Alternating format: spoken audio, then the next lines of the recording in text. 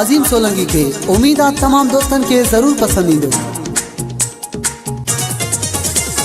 उठी भी हो गुलन जी बरखा क्यों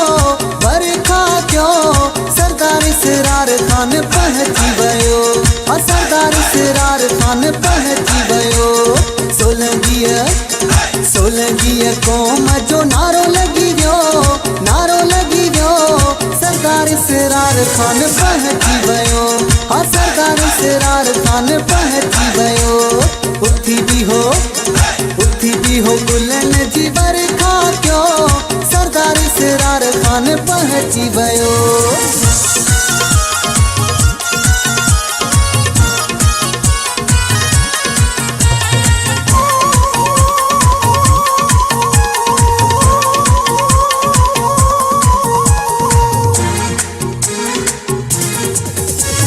कौम सोलंकीअ जो शान आहे, सरदार सचो इंसान आहे।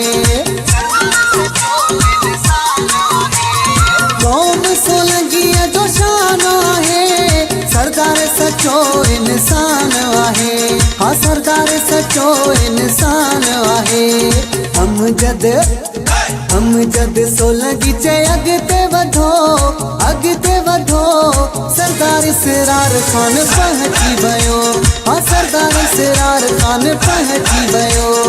उठी भी हो गुलन जी बरखा क्यों सरदार सिरार खान पहुंची वयो।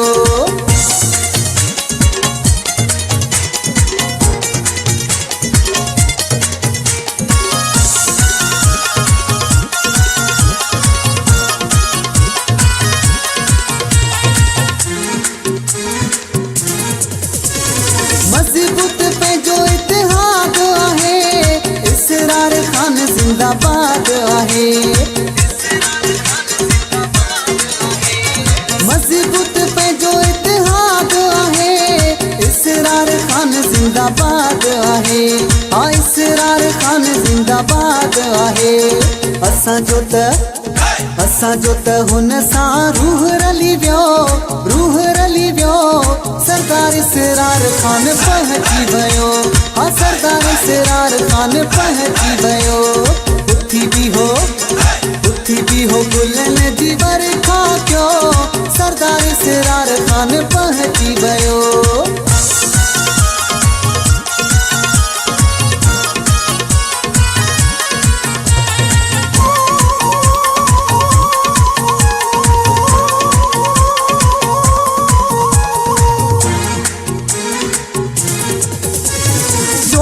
सोलंकी चवे खुशियों कयो, सरदार पंहिंजे के हार पारायो। मांझी खान सोलंकी चे खुशियों कयो, सरदार पंहिंजे के हार पारायो, हाँ इसरार खान के हार पारायो। मेहरबान माण्हू असांखे मिली वियो, सरदार सिरार खान पहुंची वयो, हाँ सरदार सिरार खान पहुंची वयो।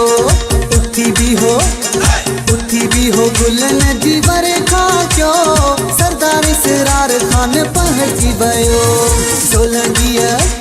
सोलंकीअ कौम जो नारो लगी वियो, सरदार सिरार खान पहुंची वयो, हाँ सरदार सिरार खान पहुंची वयो। उठी भी हो गुलन जी बरखा क्यों सरदार सिरार खान पहुंची